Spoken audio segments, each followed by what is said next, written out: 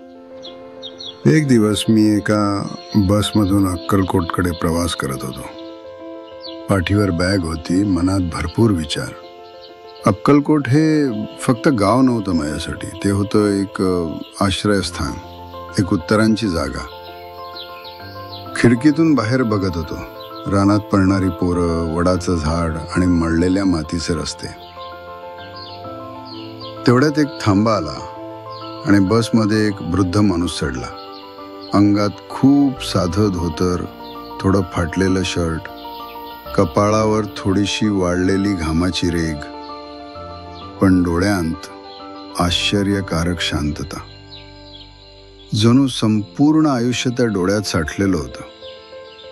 कंडक्टरनं विचारलं, तिकीट? तेव्हा ते हसून म्हणाले, माझ्याकडे पैसे नाहीत बाबा. कंडक्टर चिडला, कसं काय नाहीत पैसे? उतर खाली. पण त्यांचा आवाज शांत होता. कधी कधी देह हातात असतो, पण मार्ग स्वामी ठरवतात. ते ऐकून मी पुढे झालो. काका या, मी देतो तुमचं तिकीट. मग मी त्यांना विचारलं, काका कुठे चाललात? अक्कलकोट, मुलांनी घरातून हाकलून दिलं. म्हणाले, तुझं काही राहिलं नाही.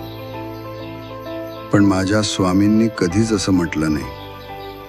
ते सगळं पाहतात, तुलाही आणि मला सुद्धा.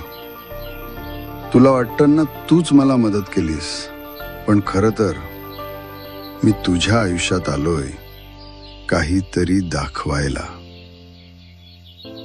त्यांचे शब्द ऐकून मी एकदम गप्प झालो. डोळ्यांतून पाणी आलं.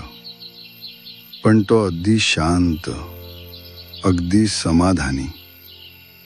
माझं स्टॉप आलं, मी उतरलो आणि काही पावलांवर गेल्यावर मला जाणवलं, मी त्याला काही देणं राहिलंय.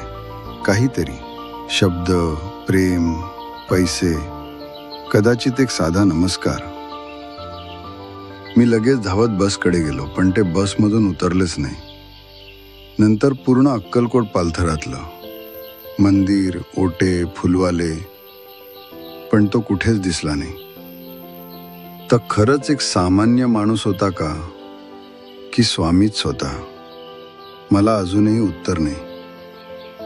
पण एक गोष्ट मात्र खरी, त्याने मला माझं आयुष्य दाखवून दिलं. त्या ओळी आहेत ना, रंगुनी रंगात साऱ्या रंग माझा वेगळा, गुंतुनी गुंत्यात साऱ्या पाय माझा मोकळा. पाय आपला मोकळा असला पाहिजे. गुंतायचं, पण इतकं नाही की कोणीतरी आपला पायच खेचून घेईल. जर तुम्ही असं काही अनुभवलं असेल तर तुम्हाला हे समजेल, स्वामींचं दर्शन कधी माणसाच्या रूपातही होतं.